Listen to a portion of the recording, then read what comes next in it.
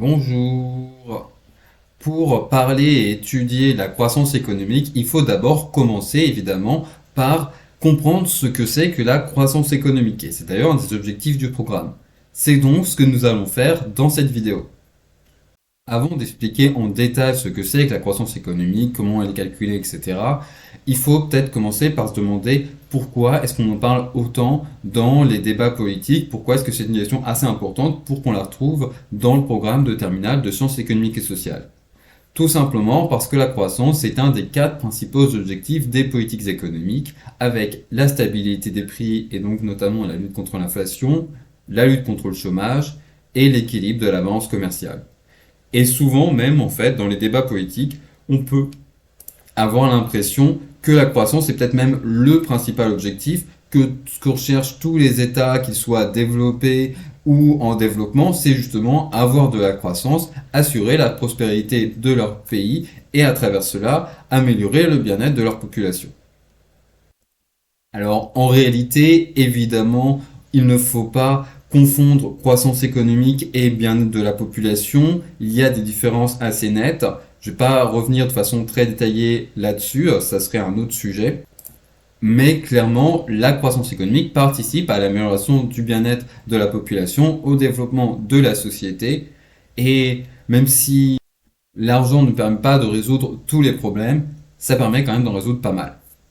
Bon, j'ai commencé à parler de croissance économique, à dire pourquoi est-ce que c'était important, donc ça en fait c'est mon accroche, mais j'ai pas encore défini rigoureusement ce que c'était que la croissance économique, même si dans ce que j'ai dit on peut avoir quelques idées.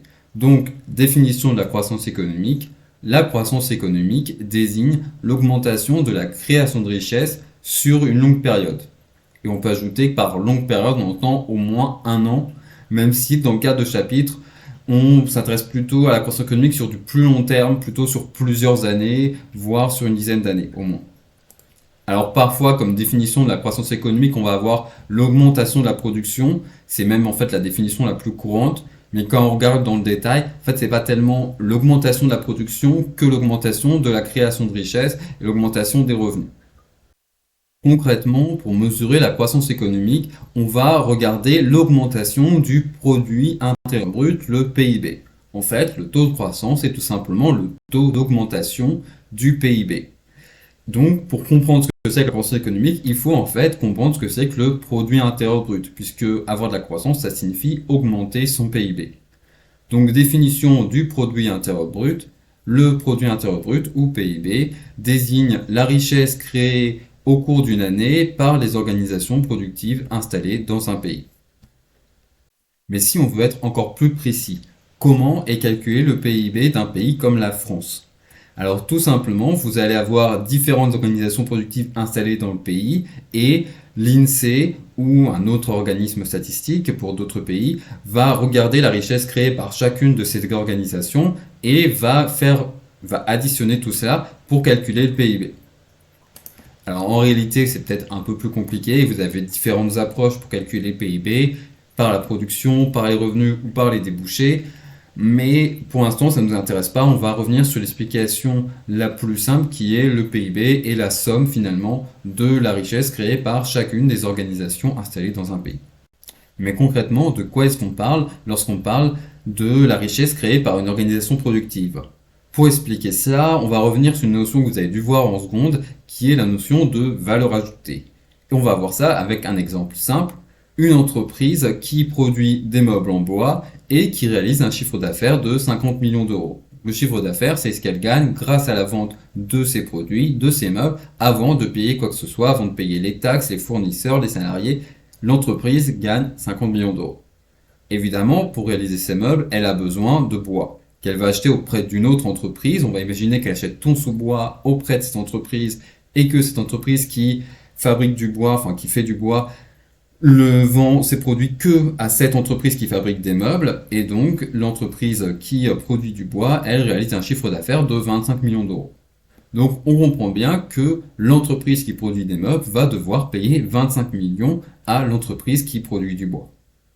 Donc si on veut savoir quelle est la richesse créée par cette entreprise productrice de meubles, on ne peut pas se contenter du chiffre d'affaires qui est de 50 millions d'euros parce qu'en réalité, dans ce chiffre d'affaires, vous avez forcément ce qui est intégré, le prix des ressources qu'elle a dû acheter, du bois qu'elle a dû acheter, ce qu'on appelle les consommations intermédiaires, c'est-à-dire les ressources qui sont détruites ou transformées dans le processus de production. En l'occurrence, en effet, le bois est transformé pour faire des meubles, mais ça ne correspond pas à une création de richesse directement par l'entreprise productrice de meubles. Donc il faut enlever la valeur de ces consommations intermédiaires, enlever la valeur du bois que cette entreprise productrice de meubles a acheté, et on obtient donc une valeur ajoutée de 25 millions d'euros. Donc là, on peut ensuite se demander pourquoi utiliser la valeur ajoutée plutôt que le chiffre d'affaires, par exemple, pour calculer le PIB. Donc déjà, on l'a vu, on vient de le dire, la valeur ajoutée, ça représente une meilleure idée de la richesse créée par une organisation productive. Notamment, par exemple, c'est à partir de cette valeur ajoutée qu'elle pourra ensuite répartir ça entre les salariés et justement verser des salaires, les propriétaires et leur verser des bénéfices, etc. Premier point. Deuxième point. Si on se met dans le cadre du PIB, on va imaginer d'abord que les deux entreprises sont installées dans le même pays. En fait, si vous prenez le chiffre d'affaires, vous allez compter deux fois les 25 millions d'euros de bois. Vous allez les compter pour l'entreprise qui produit ce bois, mais vous allez aussi les compter pour l'entreprise qui achète le bois et qui intègre le prix de ses achats dans le prix de ses produits. Donc forcément, il y a un problème si vous comptez deux fois la même chose. Si à l'inverse, l'entreprise qui produit du bois est installée dans un autre pays que l'entreprise qui produit des meubles, là vous allez avoir un problème parce qu'en fait, quand vous allez prendre en compte le chiffre d'affaires de l'entreprise qui fabrique les meubles, vous allez aussi prendre en compte la valeur du chiffre d'affaires de l'entreprise qui produit le bois, qui en l'occurrence n'est pas installée dans le même pays. Donc vous ne pouvez pas compter la richesse créée par cette organisation dans le PIB de votre pays.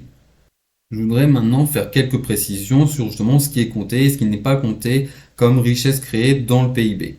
Donc déjà, si on prend la définition, le PIB désigne l'ensemble de richesses créées chaque année par les unités productives résistantes dans un pays. Résidentes dans un pays, ça veut dire qu'on va compter les entreprises étrangères qui sont installées dans le pays, mais pas les entreprises nationales à l'étranger. Donc par exemple, si on prend l'exemple d'une usine Renault installée en Allemagne, donc une usine d'une entreprise française installée en Allemagne, et une usine Volkswagen, donc d'une entreprise allemande installée en France, dans le PIB français, on ne va pas compter la richesse créée par l'usine installée en Allemagne, parce qu'elle est installée en Allemagne, c'est là-bas qu'elle va verser des salaires, qu'elle va payer des impôts, etc. Par contre, on va compter la richesse créée par l'usine Volkswagen en France, parce qu'elle est installée en France et que c'est là qu'elle va verser des salaires, payer des impôts, etc. Autre précision, quand on parle d'unité productive, on va évidemment parler des entreprises, mais en réalité pas seulement. On va aussi compter les administrations publiques, comme tout ce qui est éducation nationale, police, etc., hôpitaux, et les associations. Même si ça va être plus compliqué de mesurer la richesse créée par les administrations publiques et les associations que par les entreprises, forcément, ces organisations créent de la richesse, elles fournissent des services que des entreprises pourraient fournir, mais qu'en l'occurrence elles ne font pas, et par conséquent, on va compter ça, puisqu'il y a quand même création de richesse. Voilà, c'est tout pour cette vidéo. Si vous l'avez appréciée, si elle vous a été utile, n'oubliez pas de l'indiquer en cliquant sur les petits thumbs up. Et moi, je vous souhaite une bonne journée.